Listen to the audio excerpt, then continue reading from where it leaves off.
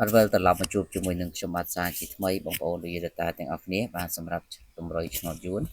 លេខហេងបាទសម្រាប់ថ្ងៃទី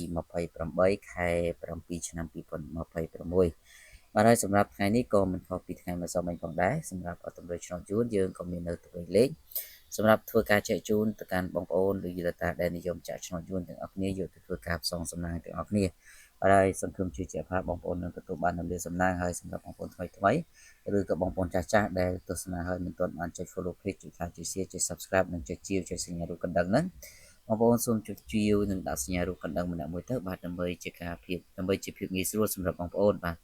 ក្នុងការទទួលបាននៅតម្រុយលេខដ៏ល្អពី channel ខ្ញុំបាទមុនគេជារៀងរាល់ថ្ងៃហើយក៏ជាការផ្ដល់ជាកម្លាំងចិត្តដល់ខ្ញុំបាទផងដែរ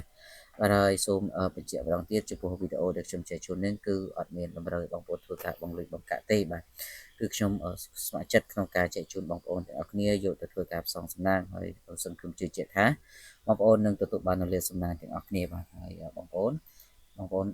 ទស្សនាពីដើមរហូតដល់ចប់បាទសូមកុំព្យាយាមអូសរំលងឬក៏ព្យាយាមខាយបាទយើងទស្សនាទាំងអស់គ្នា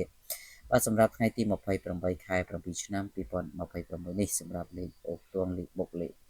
សម្រាប់ឆ្នោតយន្តថ្មីបាទសម្រាប់ម៉ោង10កន្លះម៉ោង1កន្លះហើយឆ្នោតយន្តចាស់យើងលេខម៉ោង4កន្លះនិងម៉ោង6កន្លះ